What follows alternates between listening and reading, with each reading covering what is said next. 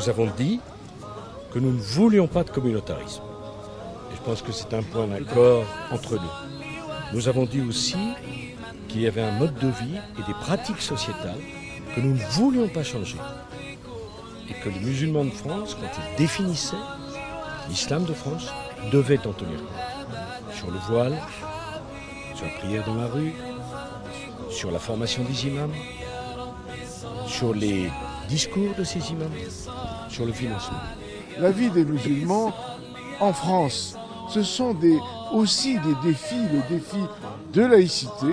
Il faut vivre cette laïcité, la connaître et la pratiquer. Et c'est un pays de modernité, donc les musulmans de France doivent aussi se mouler à cette vision moderne de la société.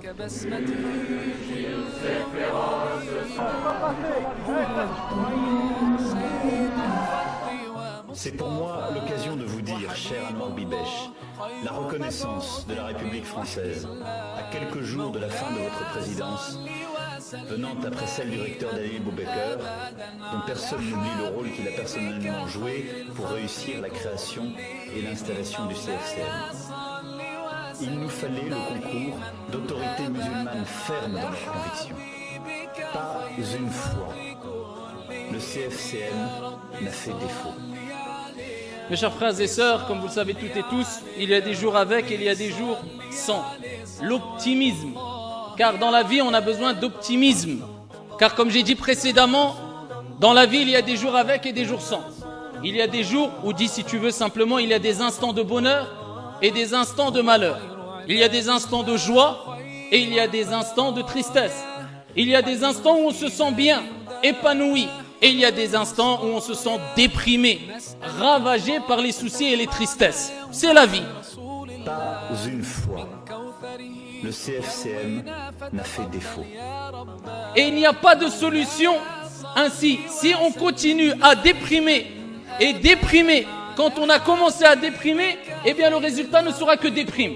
Et on continue à s'attrister. Quand on a commencé à être triste, sans se reprendre en main, sans raisonner, sans être fort moralement, eh bien le résultat ne sera que tristesse. Et ici, tu peux continuer avec tous les autres exemples. C'est pour ça qu'Ibn ça n'a jamais été une solution pour la personne touchée de dépression que de lui dire, eh bien, continue à déprimer. Ça n'a pas été une solution proposée aux gens qui sont tristes que de leur dire, continue à être triste, continue à regretter ce que tu as fait. Non, au contraire, on doit leur dire, cela ne sert strictement à rien du tout. Qu'est-ce que ça va changer, billahi alayk? Tu as eu un problème, tu déprimes, tu es triste. Si tu continues à déprimer, à être triste, ça va changer quoi? Ça va changer ton problème? Rien du tout, impossible. La tristesse et continuer à déprimer, ça va pas changer, modifier ta situation. En soi-même, cela ne peut pas modifier ta situation. Mais par contre, cela va te plonger dans une dépression. Et combien de jeunes, combien de personnes âgées sont touchées par les angoisses et les dépressions aujourd'hui? Pourquoi? Ils n'arrivent pas à relever la tête.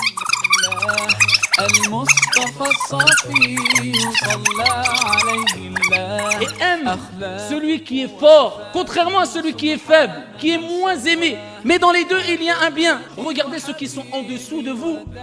Et ne regardez pas ceux qui sont au-dessus. Ceci est plus à même à vous pousser à être reconnaissant vis-à-vis des biens de Dieu. Et le musulman, dans tous les cas, il doit réagir comme ça, reconnaissant. Une mosquée à peine achevée, mais déjà en sursis. Demain, le tribunal correctionnel de Draguignan pourrait exiger sa destruction pour cause d'irrégularité du permis de construire. Le parquet a requis la démolition pure et simple de la mosquée.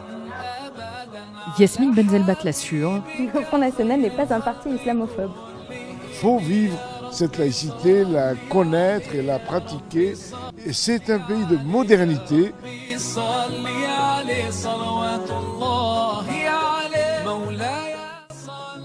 nous fallait le concours d'autorités musulmanes fermes dans leurs convictions.